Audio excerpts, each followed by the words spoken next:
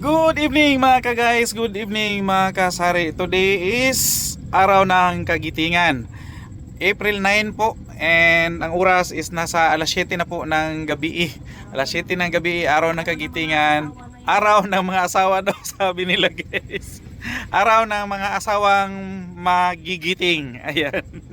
Magigiting dahil very strong. Ang mga asawa kasi guys, lalo yung mga wife natin, mga strong yan sila. Strong yan sila kung manindigan, strong yan sila pagdating sa mga gawaing bahay, strong yan sila pagdating sa kung ano-ano mang bagay. So hindi natin maliitin, huwag natin maliitin ang ating mga asawa dahil sila yung tumatayong bandila ng araw ng Kagitingan. Para wag kang outside di Colombo. Gunitain natin ang araw ng Kagitingan ng may pagpapahalaga sa ating mga hero. Ayan po. So, yun ang totoong araw ng Kagitingan. Yung isa, biro lang yan, guys. And may ako guys, may share ko sa inyo dahil upon checking doon sa last vlog ko and yung sa nakaraan kong vlog is presyo. Mag-monitor natin yung presyo sa mga groceryhan kung may paggalaw ba yung mga pangunahing binibili natin, yung mga paninda natin sa tindahan. Pero upon checking today sa ating resibo, na check namin ni Mami Iya na may lang muna ako guys, change place. May na-discovery kami na nag-change ng price na hindi natin nalaman. So, share ko sa inyo para at least kung hindi nyo pa alam kong yung iba is alam na nila, lalo pa yung mga namimili ng mga ganyang item. Pero para doon sa mga hindi masyadong namimili and kabibili pa lang and nasanay doon sa sa luma nilang presyo, ito yung ninyo guys, tandaan niyo, mag-check talaga kayo kasi hindi lahat ng tindahan is the same yung presyo. Sa loob kasi ako yan, nagka-open pala, baka mapasukan. So, share ko sa inyo upon checking yung aming resibo sa Great Wall at saka sa Gmall. Compare lang natin kasi hindi ko lang sabihin kung saang tindahan kasi dalawang tindahan pinupuntahan namin every Sunday.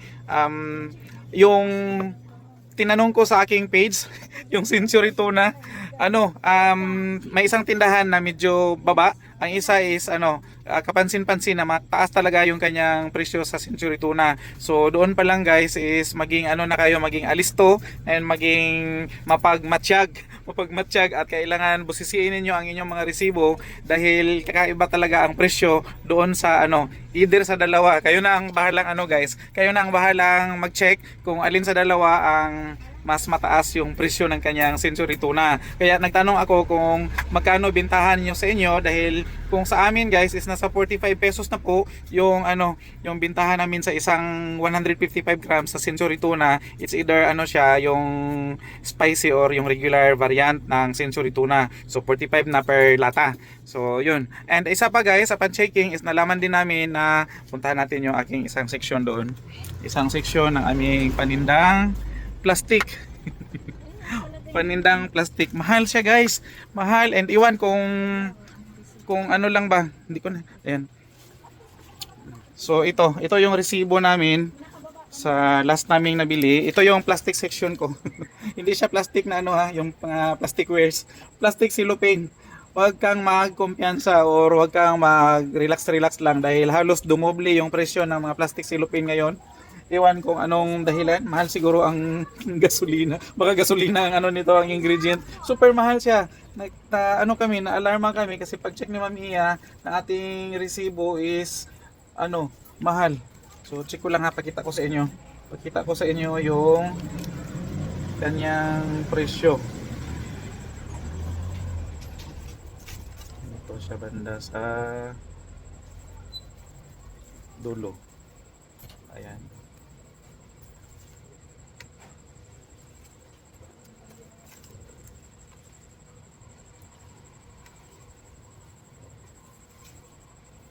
Sandubag, pinaka last.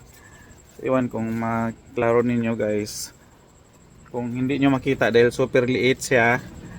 Ang ating 5x10 na smoke yung maliliit is 230 na po siya. So magiging magiging 10 pesos na po ang isang pack na ganito. ito 10 pesos na. Noon binibenta na namin ito ng 8 pesos. So wala pa sa 5 pesos ata ang kapital. So ngayon nasa 10 pesos ng kapital, dumoble siya. Yan lang ang best example talaga. Ang ating sandubag is ang small is nasa 44.10, at saka yung sandubag na large is nasa 107 guys. Mahal. Tingnan mo, hindi rin abot ng 100 ang isang pack ni sandubag na ganito.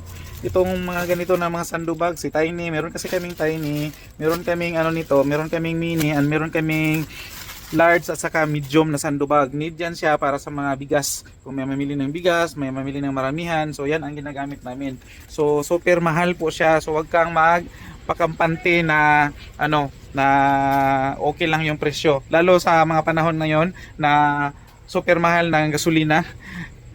Apektado talaga lahat ng mga bilihin. So ito is best example na kailangan natin mag-check ng ating mga resibo kung tama pa ba or same pa ba yung price ng ating mga binibiling mga produkto. Baka nagbago na and yung benta mo is nasa lumang presyo pa rin, naku, malulugi ka.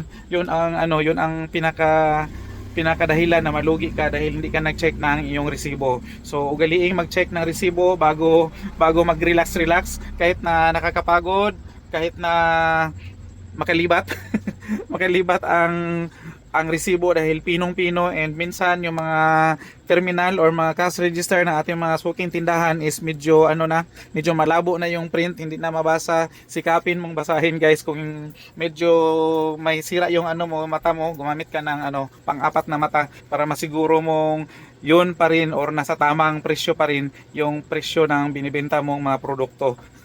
Yun lang ang share ni Kuya AJ ngayon guys. So sa lahat ng mga kasari natin, lalong-lalo na yung namimili ng plastic at saka yung ibang mga produktong sinabi ni Kuya AJ is mag-check tayo. Or kahit na hindi ka namimili ng mga produktong yun, mas mabuti pa na i-check mo lahat ng mga pinamili mo, or doon pa lang sa groceryhan tingnan mo na kung ano yung status ng nila presyo, bumaba ba or tumaas, kasi na yan is parang basang-basa na natin yung presyohan kung regular kang namimili. So kung may nagbago dyan, ma-alarm ka talaga agad kung may nagbago. Basta mag-check ka lang. So yun na lang muna guys, ang share ni Kuya AJ tonight. And thank you sa pag-support sa channel ni Kuya AJ sa YouTube, AJ Kimpo Vlogs. At saka paki-subscribe naman guys si Kuya AJ sa ating Facebook page, ang AJ Kimpo Vlogs pa rin sa Facebook. And thank you pa nga pala sa mga nakisali doon sa patanong ni Kuya AJ kung magkano ang 155 na Century Tuna sa upload ko kahapon sa Facebook page.